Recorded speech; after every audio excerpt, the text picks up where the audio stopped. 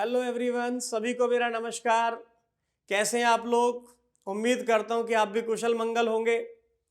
बेटे, आज हम शुरू करने जा रहे हैं basic of accounting, accounting fundamentals.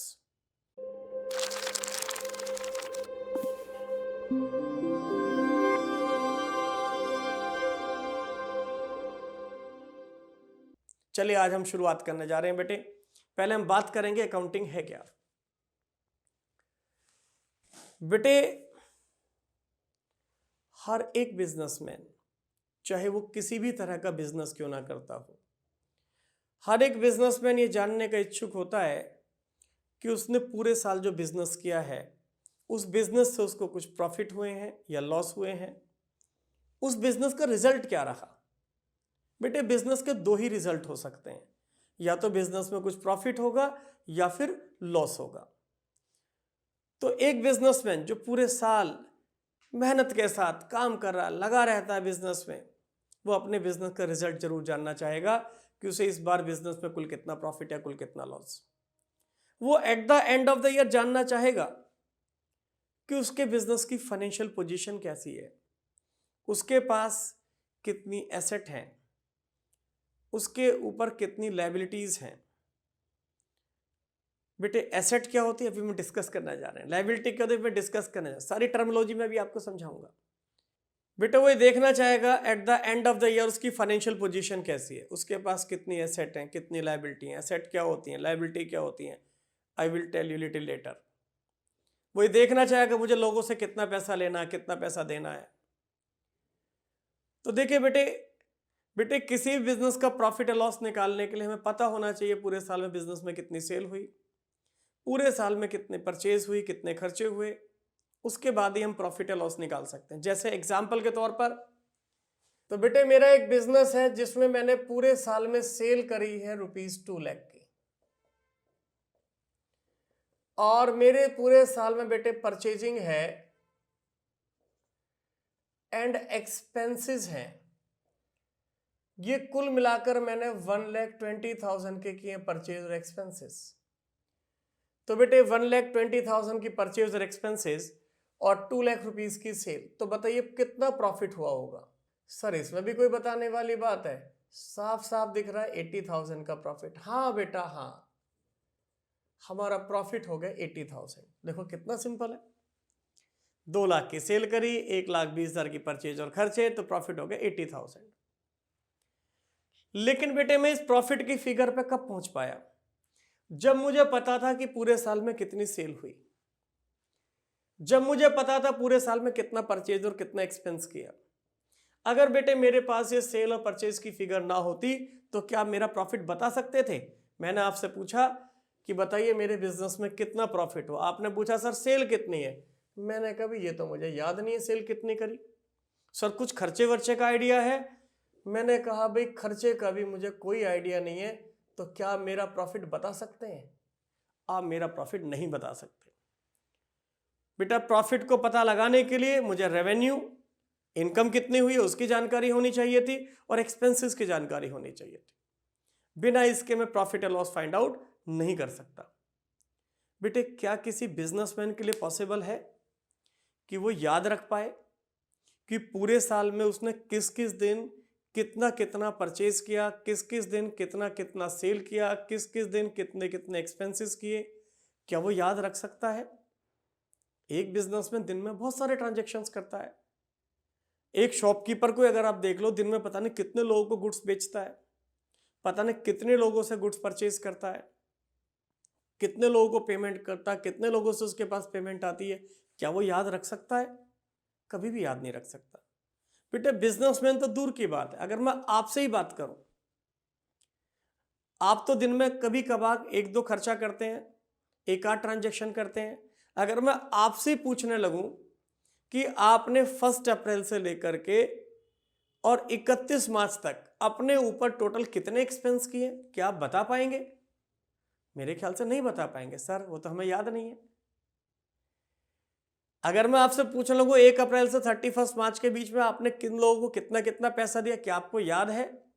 आप नहीं बता पाएंगे। बेटे ऐसा क्यों? क्योंकि इंसान की जो मेमोरी होती है बड़ी लिमिटेड होती है। बेटे कुछ समय तक तो वो बातों को याद रखता है, लेकिन जैसे जैसे टाइम निकलता रहता है वैसे बेटे पुरानी पुरानी बातें वो भूलता रहता है, केवल नई नई बातें उसको याद रहती हैं। जैसा अगर मैं आपसे पूछता हूं कि आज आपने अपने ऊपर कुल कितना एक्सपेंस किया तो आप मुझे बता देंगे। अगर मैं आपसे पूछता हूं कि आपने कल अपने ऊपर कितना खर्च किया था तो भी शायद आप बता देंगे, आराम से थोड़ा सोच के बताएंगे। अगर मैं कहता हूं और एक दिन पहले आपने अपने ऊपर कितना एक्सपेंस किया था, थोड़ा सा और ज्यादा सोचेंगे फिर आप बता देंगे। अगर मैं कहने लगूं बेटा और एक दिन पहले, बोले सर बस इतना याद था, इससे ज्यादा याद नहीं है, क्योंकि बाकी हम भूल गए। क्लियर? तो इंसान की मेमोरी बड़ी लिमिटेड है, कुछ समय तक चीजों को याद रखता है, धीरे धीरे पुरानी बातें भूलता रहता है और नई नई बातें उसको याद रहती है।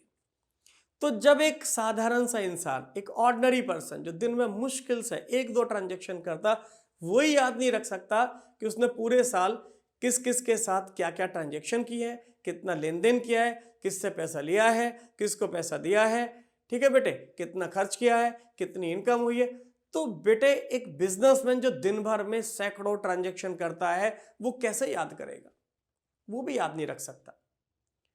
बेटे जिन चीजों को हम याद नहीं रख सकते लेकिन हमारे लिए बहुत इंपॉर्टेंट होती हैं, हम क्या करते हैं, उनको लिखना शुरू कर देते हैं, उनको लिखने की जरूरत पड़ती है।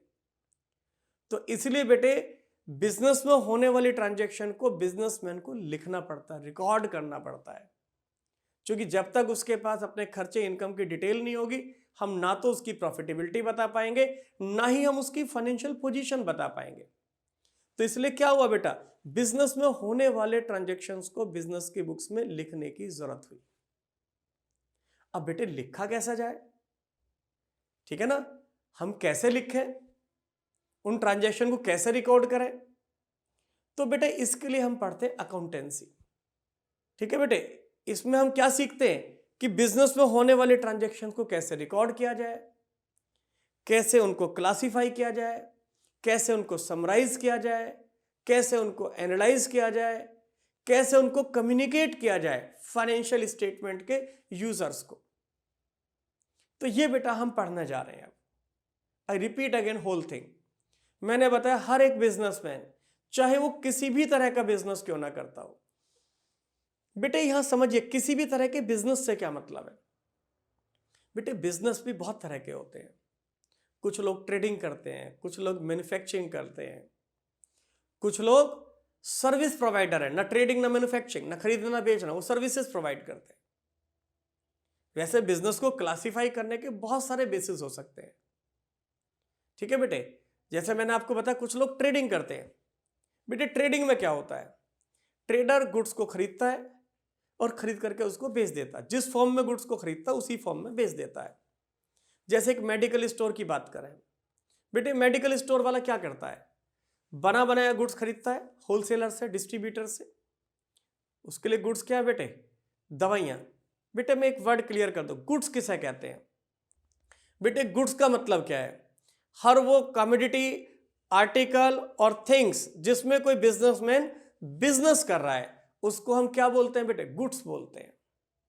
जैसे मेडिकल स्टोर वाले के लिए गुड्स क्या है, मेडिसिन्स। एक बुक सेलर्स के लिए गुड्स क्या है, बुक्स और स्टेशनरी का सामान। एक बेटे रेडीमेड गारमेंट्स वाले के लिए गुड्स क्या है, वो रेडीमेड गारमेंट्स जो कि वो खरीद करके बेच रहा है। तो बेटे मैं बात कर रहा था ट्रेडिंग की। ट्रेडिंग में क्या होता है, ट्रेडिंग में बिजनेसमैन बना बनाया गुड्स खरीदता है और जिस फॉर्म में गुड्स को खरीदता है उसी फॉर्म में उसको एज इट इज बेच देता है। जैसे मैं भी मेडिकल स्टोर की बात कर रहा था, मेडिकल स्टोर वाले मेडिसिन बनाते नहीं है, वो मेडिसिन बनी बनाई खरीदते हैं और बनी बनाई खरीद करके उनको एज इट इज कस्टमर्स को सेल करता है। They are doing trading. Clear?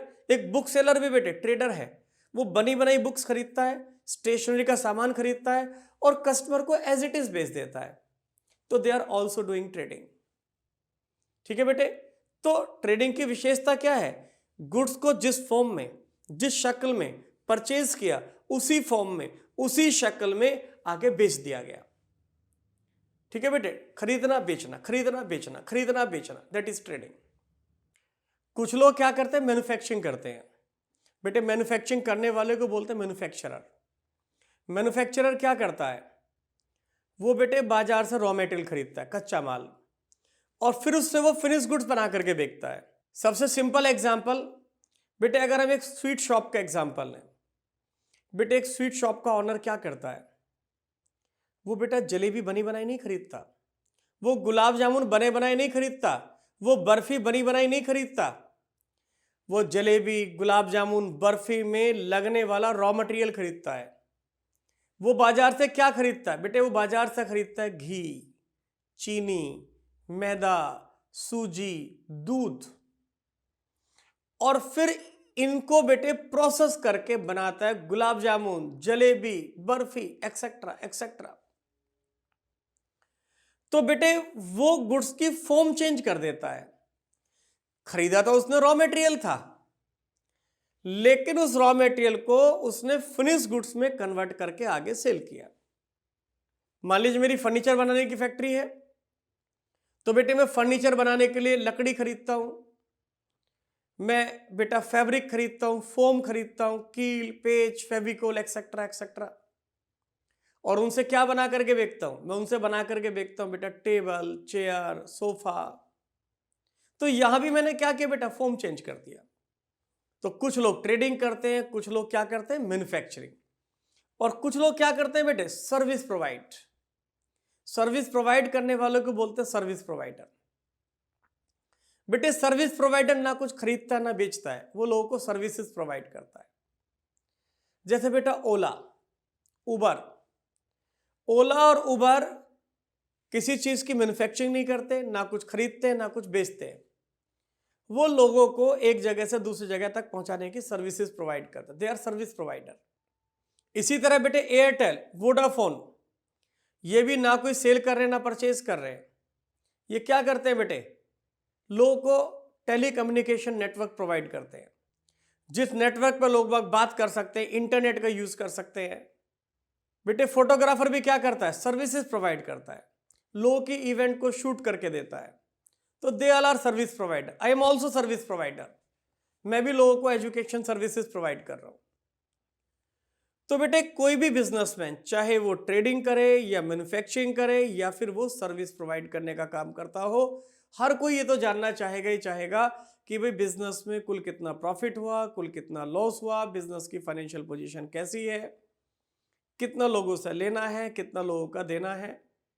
और बेटे कब पॉसिबल हो पाएगा, जब बिजनेस में होने वाली ट्रांजैक्शन को रिकॉर्ड किया जाए, क्योंकि याद तो रख नहीं सकते।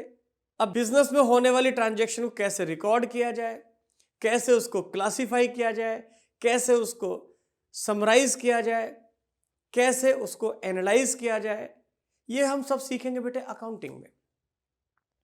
इससे पहले कि बेटे हम अकाउंटिंग शुरू करें, मैं कुछ आपको इंपॉर्टेंट टर्म समझाना जा रहा हूं जिनका अकाउंटिंग में बहुत ज्यादा यूज है।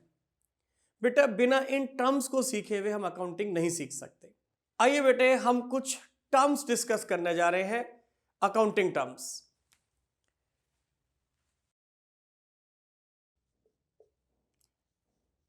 बेटा पहला अकाउंटिंग टर्म है कैपिटल। क्या होती है कैपिटल?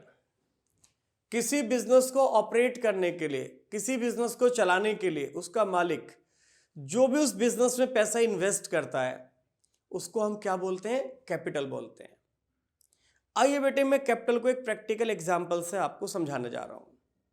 सपोज करिए आप एक बिजनेस करना चाहते हैं, ठीक है बेटे, क्या बिजनेस करना चाहते हैं, चलिए मैं सजेस्ट करता हूं, बिस्किट बनाने की फैक्ट्री लगाइए। आप एक बिस्किट बनाने की फैक्ट्री लगाना चाहते हैं, बेटे इसकी डिमांड कभी भी खत्म नहीं होती, रोज लोग चाय भी पियेंगे, बिस्किट भी खाएंगे, इसकी डिमांड बनी रहेगी। इसमें कभी भी ऐसा नहीं होगा कि आपके बिजनेस के प्रोडक्ट की डिमांड कम हो गई। चलिए आप एक बिस्किट बनाने की फैक्ट्री लगाते हैं, आप अपने पेरेंट्स से बात करते हैं कि हमें बिस्किट बनाने की फैक्ट्री लगानी है, उसके लिए कुछ पैसा दीजिए। आपके पेरेंट्स ने बिस्किट बनाने की फैक्ट्री के लिए आपको दिया 50 लाख रुपीस। बेटे आप घर से 50 लाख रुपए लेकर के आए। ये जो 50 लाख रुपए लेकर के आए ये आपकी कैपिटल है। अब आप इससे बिजनेस कैसे शुरू करेंगे?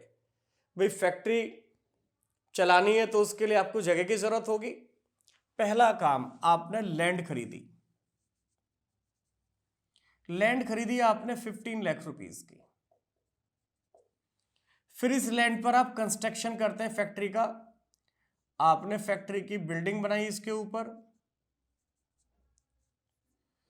10 लाख रुपए आपने बिल्डिंग पर खर्च कर दिया। टोटल 25 लाख आपका फैक्ट्री की लैंड और उसकी बिल्डिंग के ऊपर कंस्ट्रक्शन की कॉस्ट आई आपकी। बेटे 15 लाख रुपए आपकी लैंड की कॉस्ट आई, 10 लाख रुपए में आपने उस पर बिल्डिंग का कंस्ट्रक्शन कर दिया, फैक्ट्री बिल्डिंग आपकी तैयार हो गई है। अब बेटे बिस्किट बनाने के लिए हमें मशीनों की जरूरत पड़ेगी, तो हम खरीद करके लाते हैं मशीनरी, प्लांट एंड मशीनरी। ये आपने 12 लाख की परचेज करी। लगभग 3 लाख रुपए आपका फर्नीचर एंड फिटिंग्स पे खर्च हो गया। अब आपके पास जो पैसा बचा बेटे 50 लाख था, 50 लाख में से 15, 10, 25 एंड 15, 40 लैक्स, ये बेटे आप उससे बाकी का रॉ मटेरियल वगैरह खरीद लाए, गुड्स खरीद लाए बिस्किट बनाने के लिए 9,50,000, और 50,000 रुपए आपने अपने पास कैश रखा।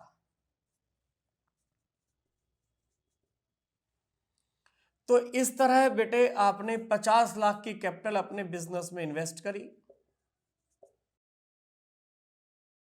बेटे जो हम कैपिटल लगाते हैं वो हमारे बिजनेस में इन्वेस्ट हो जाती है डिफरेंट टाइप की एसेट्स में, जिन एसेट्स को यूज करके हम इनकम जनरेट करते हैं।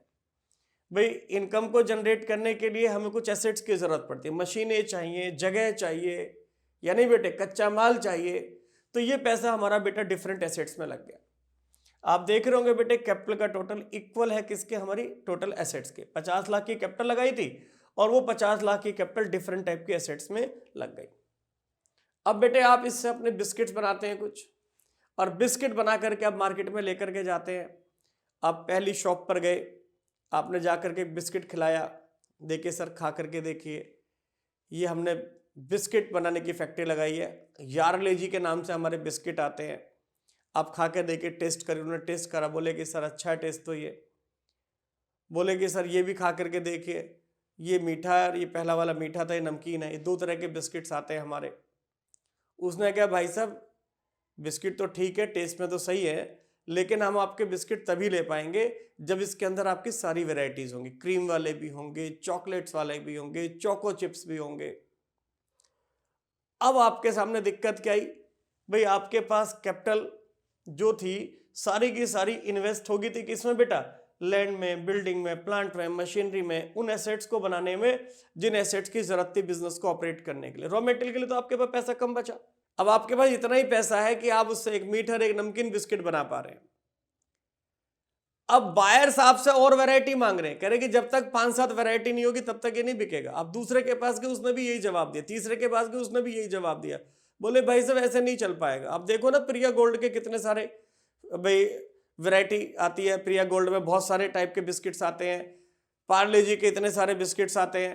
तो जिनकी पूरी रेंज होती है उन्हीं के कस्टमर लेता है। 1-2 फ्लेवर को देख करके, 1-2 टाइप के बिस्कुट को देख करके कस्टमर अट्रैक्ट नहीं होने वाला।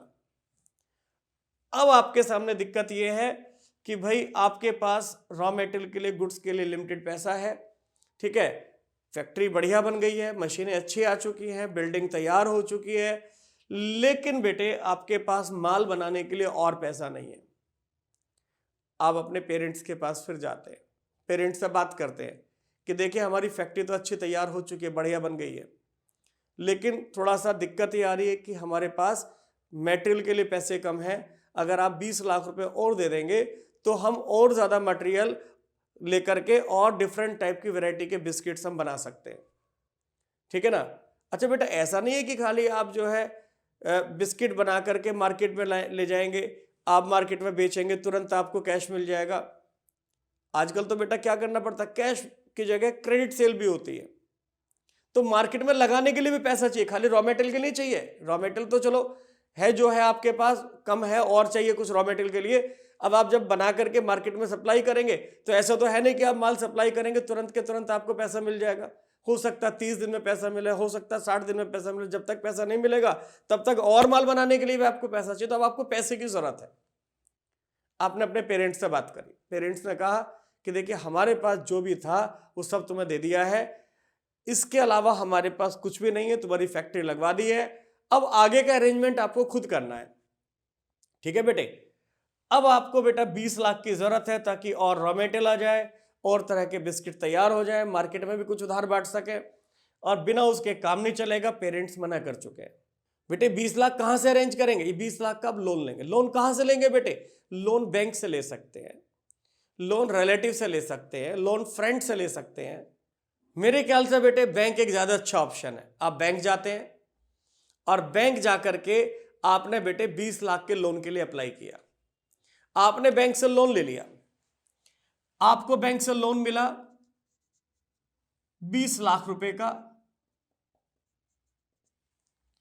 ठीक है बेटे, अब आपके पास जो 20 लाख लोन का पैसा आया, इससे आपने और गुड्स खरीद लिए, और आपने बेटे जो गुड्स आपके 9,50,000 के थे, आपने और 20 लाख के 29,50,000 आपने गुड्स पे लगा लिया।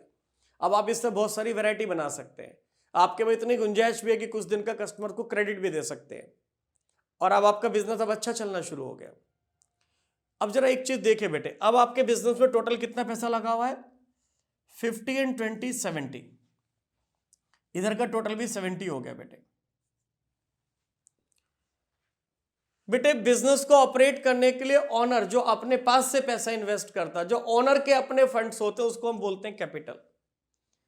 और बिजनेस को ऑपरेट करने के लिए जो बाहर से पैसा उधार लिया जाता है, उसको हम बोलते हैं लायबिलिटीज। क्या बोलते हैं? लायबिलिटीज। बेटे बिजनेस को चलाने के लिए जो पैसा आता है, दो ही जगह से आता है, या तो ओनर खुद लगाएगा या बाहर से बोरो करेगा।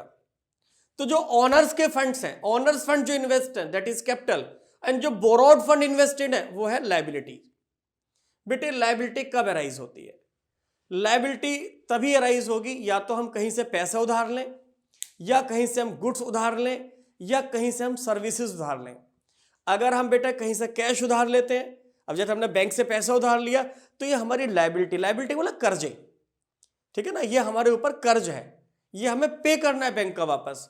ये हमने बिजनेस को चलाने के लिए फॉर द टाइम बिंग ले लिया है, और जैसे जैसे बेटे हमारा पास पैसे आएंगे, हम बैंक का पैसा लौटाएंगे। बैंक से हमने जिन टर्म्स कंडीशन पे पैसा उधार लिया, हमें उन टर्म्स कंडीशन के बेसिस पे वापस भी करना पड़ेगा, दैट इज लायबिलिटी। या फिर हम कहीं से गुड्स उधार लें, मान लिया हमने सप्लायर से रॉ मेटेरियल उधार ले लिया, तो भी लायबिलिटी बन जाएगी हमारे ऊपर। या हम कहीं से सर्विसेज उधार लें, हमने नया नया बिजनेस शुरू किया था, हमने अपने बिजनेस के एडवर्टाइजमेंट कैंपेनिंग चलाई, एक एडवर्टाइजिंग कंपनी से काम कराया, उससे 1 लाख रुपए का ऐड करा चुके हैं, लेकिन अभी तक हमने उसके पैसे नहीं दिए हैं, तो बेटे उससे हमने सर्विसेज उधार ले रखी, तो भी लायबिलिटी है। तो लायबिलिटी का मतलब क्या है बेटे? लायबिलिटी का मतलब वो अमाउंट जो कि बिजनेस को पे करनी है। किनको पे करनी है? उन लेंडर को जिनसे पैसा उधार ले रखा है, उन सप्लायर को जिनसे गुड्स उधार ले रखे हैं, उन फर्म्स को, उन पर्सन्स को जिनसे हमने सर्विसेज उधार ले रखी हैं। तो बेटे जो पैसा हमें लौटाना है, दैट इज लायबिलिटी। तो बेटे अगर आप कभी भी देखेंगे कैपिटल प्लस लायबिलिटी मिलाकर के बेटे हमेशा एसेट्स के बराबर होंगी। कैपिटल प्लस लायबिलिटीज का टोटल इक्वल टू होगा किसके? एसेट्स के। बेटे बिजनेस में जो भी एसेट्स हैं वो या तो ओनर्स के फंड से आई होंगी, या जो बाहर से हमने पैसा बोरोड कर रखा है उससे आई होंगी। क्लियर मेरी बात या नहीं? तो इसलिए कैपिटल और लायबिलिटी का टोटल ऑलवेज किसके बराबर होगा बेटे? एसेट्स के। My point is clear? तो मैंने आपको बेटे पहला टर्म क्या सिखाया? कैपिटल। दूसरा टर्म क्या सिखाया भी आपको? लायबिलिटीज। लायबिलिटीज बोरोड फंड, ठीक है बेटे। लायबिलिटी अपने ओनर के जो फंड्स है, दैट इज कैपिटल। इसे ऐसे भी कह सकते हैं, एक वर्ड होता है OWN, ओन। ओन मींस अपने फंड्स, जो मालिक के अपने फंड्स है, ओन फंड्स है, दैट इज कैपिटल।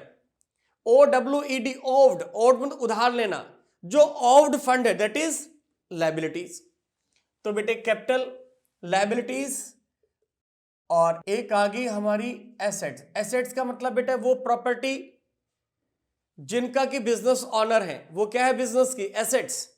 जैसे बिजनेस की लैंड, बिजनेस के बाद जो भी बेटे प्रॉपर्टी है, लैंड है, बिल्डिंग है, मशीनरी है, ठीक है ना, इनका बिजनेस ऑनर है, तो बिजनेस के लिए क्या होगी बेटे, एसेट्स हो गई, चाहे फर्नीचर फिटिंग्स हो, चाहे बिजनेस के पास गुड्स पड़ा हो, ये सब क्या है बेटे, बिजनेस की एसेट्स है। तो कैपिटल होगी, लायबिलिटीज होगी, एसेट्स होगी। तो बेटे अगला टर्म्स है गुड्स। बेटे वो आर्टिकल, वो थिंग्स, वो कमोडिटी जिसमें कोई बिजनेस डील कर रहा है, जिसमें वो बिजनेस ऑपरेट कर रहा है, वो क्या होते हैं बेटे, गुड्स। जैसे मैंने एग्जांपल दिया था, मेडिकल स्टोर्स के लिए गुड्स क्या है बेटे, वो मेडिसिन जिनको वो खरीद और बेच रहा है। बेटे रेडीमेड गारमेंट्स वालों के लिए गुड्स क्या है, वो ड्रेसेस जिनमें वो बिजनेस कर रहे हैं। स्टेशनरी वाले के लिए गुड्स क्या है बेटे, वही स्टेशनरी का सामान जिसमें वो बिजनेस कर रहा है, उसको हम क्या बोलते हैं, गुड्स। क्लियर मेरी बात यानी? तो हर वो थिंग्स, वो आर्टिकल, वो कमोडिटी जिसमें कोई बिजनेस डील कर रहा है, व्यापार कर रहा है, उसको हम क्या बोलते हैं बेटे, गुड्स बोलते हैं। बेटे गुड्स खरीदने को हम बोलते हैं परचेज करना, और अगर गुड्स बेचते हैं तो उसको बोलते हैं सेल करना। अगर बेटे परचेज किया हुआ गुड्स वापस कर देते हैं तो उसको हम बोलते हैं परचेज रिटर्न। क्या बोलते हैं, परचेज रिटर्न। बेटा इसको हम रिटर्न आउटवार्ड भी बोलते हैं, परचेज रिटर्न भी बोलते हैं, और क्या बोलते हैं इसको, रिटर्न आउटवार्ड। बेटे रिटर्न आउटवार्ड का मतलब क्या है, वो गुड्स जो रिटर्न होकर के बिजनेस के बाहर गए हैं उनको हम क्या बोलेंगे, रिटर्न आउटवार्ड। बेटे परचेज किया हुआ माल जब हम वापस करेंगे तो गुड्स का मूवमेंट किधर होगा, बिजनेस के बाहर की तरफ या बिजनेस के अंदर की तरफ। परचेज किए हुए गुड्स का वापस करते समय मूवमेंट्स कहाँ होगा बेटे, पहले परचेज किया तो बिजनेस के अंदर आया था, और जब परचेज रिटर्न करेंगे तो गुड्स वापस होकर बिजनेस के बाहर जाएगा, तो इसलिए इसको हम क्या बोलेंगे, रिटर्न आउटवार्ड। रिटर्न होकर के बिजनेस के बाहर चला गया गुड्स। ठीक है बेटे। ऐसे एक होता है सेल्स रिटर्न। अगर बिका हुआ माल वापस आ जाता तो उसको हम क्या बोलते हैं बेटे, सेल्स रिटर्न। और जब बिका हुआ माल वापस आएगा तो बेटे गुड्स का मूवमेंट कैसा होगा, बिजनेस के बाहर की तरफ या बिजनेस के अंदर की तरफ, तो गुड्स का मूवमेंट बिजनेस के अंदर की तरफ होगा, इसलिए उसको हम क्या बोलते हैं, रिटर्न इनवार्ड बोलते हैं। तो देखिए बेटे नेक्स्ट टर्म है हमारा सेल्स रिटर्न, और क्या बोलते हैं इसको हम, रिटर्न इनवार्ड।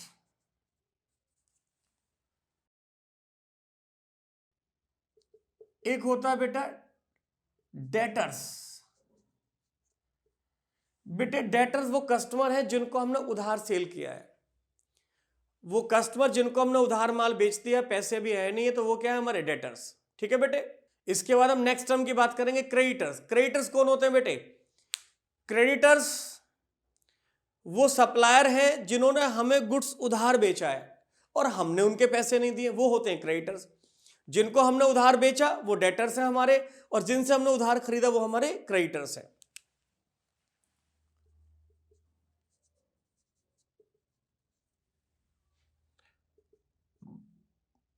एक टर्म है बेटा बैड डेब्ट्स।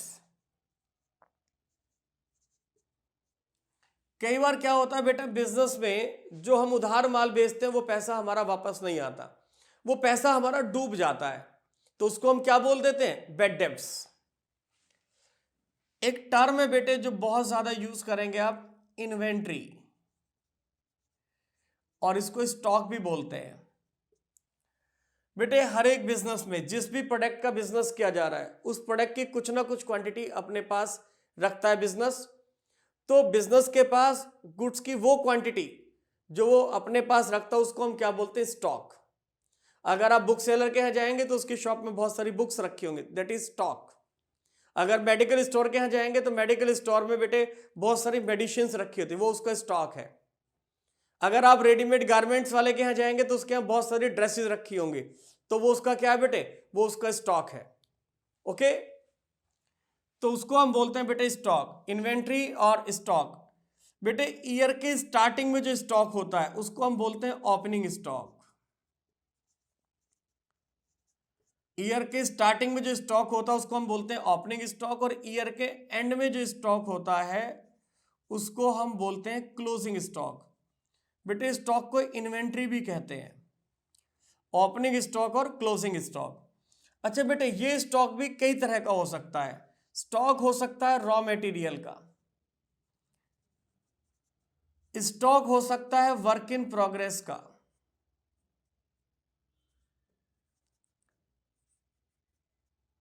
स्टॉक हो सकता है फिनिश्ड गुड्स का, फिनिश गुड्स। बेटे अभी थोड़ी देर पहले मैंने मैन्युफैक्चरिंग के केस में एग्जांपल दिया था आपको एक स्वीट शॉप का। बेटे मैंने बताया था स्वीट शॉप में क्या करते हैं, स्वीट शॉप का मालिक मैदा खरीदता है, सूजी खरीदता है, घी खरीदता है, चीनी खरीदता है, दूध खरीदता है और क्या बना करके बेचता है, तरह तरह की मिठाइयां, गुलाब जामुन, जलेबी, इमरती, रसगुल्ले। तो बेटे एक स्वीट शॉप के अंदर जो कच्चा माल रखा हुआ है, जो रॉ मटेरियल रखा हुआ है, मैदा रखी है, सूजी रखी हुई है, उसके यहाँ घी के टिन रखे हुए हैं, चीनी की बोरी रखी हुई है, वो क्या उसका रॉ मटेरियल। और जो बेटे मिठाई होकर के तैयार काउंटर के अंदर रख रखी है ready for sale, it is finish goods. Gulab jamun रखे हुए हैं, बर्फी रखी हुई है, रसगुल्ले तैयार रखे हुए हैं, तो वो क्या है बेटा उसका finish good which is ready for cell, जो 100% फिनिश्ड हो चुका है। और बेटे WIP क्या होता है, WIP होता है सेमी फिनिश गुड, जिसपे कुछ काम किया जा चुका है और कुछ काम होना बाकी है। उसके यहाँ बेटे समोसे बन गए हैं, तलने अभी बाकी हैं, तो क्या है बेटा वर्क इन प्रोग्रेस। गाजर का हलवा कढ़ाई में अभी प्रोसेसिंग चल रही है, इसमें कुछ टाइम लगेगा बनने में, अभी सेमी फिनिश स्टेज पे है, that is work in progress. या मेरी फर्नीचर की फैक्ट्री है, बेटे फर्नीचर की फैक्ट्री में मेरे यहाँ लकड़ी रखी हुई है, फोम के बंडल रखे हुए हैं, फैब्रिक के थान रखे हैं, वो क्या है मेरा रॉ मटेरियल। सोफे, टेबल, चेयर तैयार होकर पॉलिश होकर के रखी हुई है शोरूम के अंदर, वो मेरा क्या है बेटा फिनिश गुड्स। और सोफा बन गया, पॉलिश का काम अभी बाकी है, तो क्या है बेटे वो हमारा WIP होगा। ठीक है, तो ये ओपनिंग और क्लोजिंग स्टॉक बेटे रॉ मटेरियल का भी हो सकता है, वर्क इन प्रोग्रेस का भी हो सकता है, फिनिश गुड्स का भी हो सकता है। बेटे एक और अकाउंटिंग टर्म बताना जा रहा हूं जिसका नाम है डिस्काउंट। और बेटे इस डिस्काउंट में सब लोग इंटरेस्टेड रहते हैं, जब हम बाजार में कोई सामान खरीदने के लिए जाते हैं तो पहले डिस्काउंट की बात करते हैं। बेटे डिस्काउंट क्या है, अगर बेटे किसी प्रोडक्ट को उसके सेलिंग प्राइस से कम पर बेचा जाता है, तो जितने कम पर बेचा जाता है उसको हम बोलते हैं डिस्काउंट। और जानते हैं बेटे डिस्काउंट दो तरह का होता है, एक होता है ट्रेड डिस्काउंट,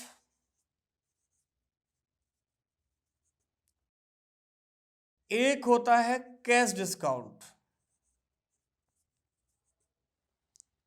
बेटे ट्रेड डिस्काउंट क्या है, बेटा सेल को प्रमोट करने के लिए, सेल को प्रमोट करने के लिए जो डिस्काउंट दिया जाता है उसको हम बोलते हैं ट्रेड डिस्काउंट।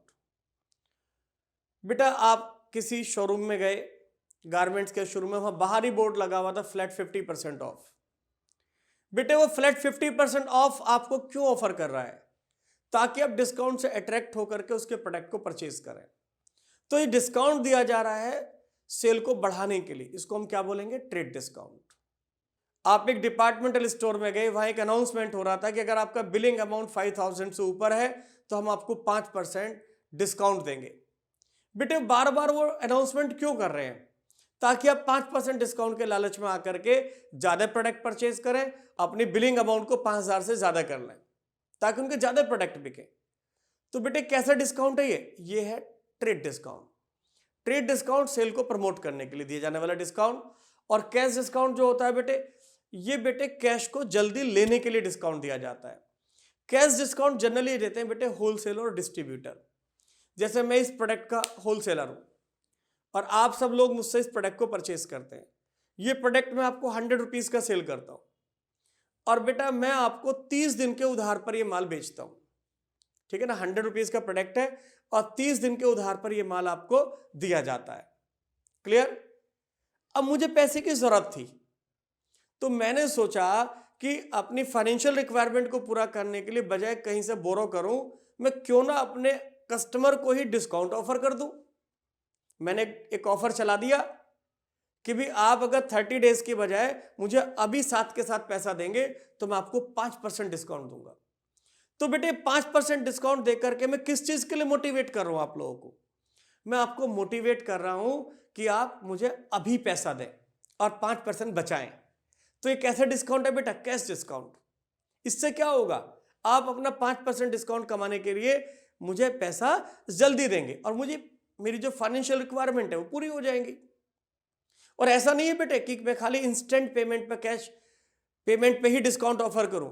मैं और भी ऑफर दे सकता हूं कि भाई आप मुझे तुरंत पैसा देंगे तो मैं आपको 5% डिस्काउंट काट दूंगा, अभी ना हो तो within a week payment कर दीजिए, अगर आप 7 डेज में पेमेंट कर देंगे या 10 डेज में पेमेंट कर देंगे तो मैं आपको 2% डिस्काउंट दूंगा।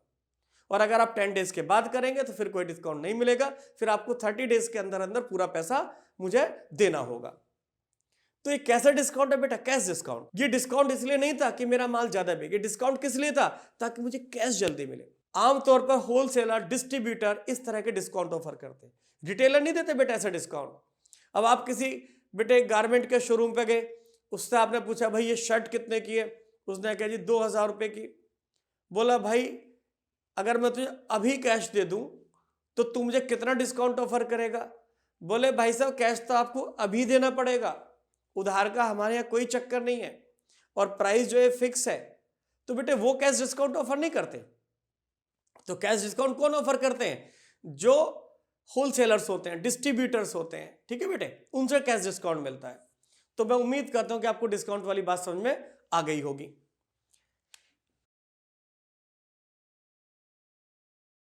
बेटे अगला टर्म है हमारा ड्राइंग्स।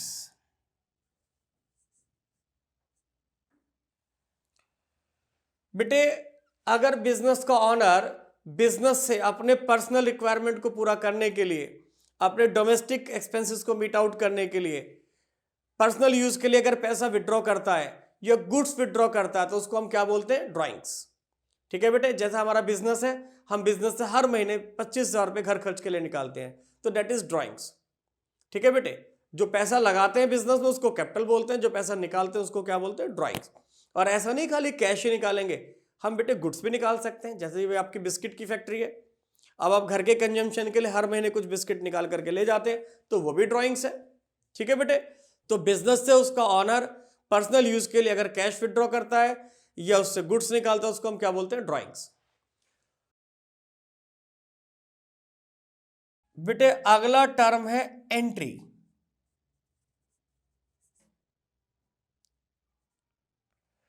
बेटे किसी बिजनेस में जो ट्रांजैक्शन होते हैं, जो लेन देन होते हैं, उनको बिजनेस की बुक्स में रिकॉर्ड करने को क्या बोलते हैं? एंट्री करना। ठीक है बेटे, तो मैंने बेटे आपको कुछ अकाउंटिंग टर्म्स बताई, अभी हम खाली टर्म्स यहीं तक रखेंगे। जैसे जैसे जरूरत पड़ेगी वैसे वैसे मैं आपको अकाउंटिंग टर्म्स लिखवाता रहूंगा। ठीक है बेटे, बच्चों मैं उम्मीद करता हूं कि आपकी वीडियो पसंद आई होगी, और अगर आपको वीडियो पसंद आई है तो आप इसको लाइक करें, हमारे चैनल को सब्सक्राइब करें और अपने दोस्तों के बीच में ज़्यादा से ज़्यादा शेयर करें। इस वीडियो के डिस्क्रिप्शन बॉक्स में हमारी वेबसाइट, एंड्रॉयड ऐप और iOS ऐप के लिंक गिवन है, जहां पर हमारे कंप्लीट कोर्सेज अवेलेबल हैं। बीकॉम के लिए, एमकॉम के लिए, बीबीए के लिए, एमबीए के लिए, 11th 12th के लिए, जिसके अंदर हमने फुल सिलेबस को कवर किया है। आप वहां जाकर के अपने मनपसंद कोर्स परचेज कर सकते हैं। बहुत बहुत धन्यवाद।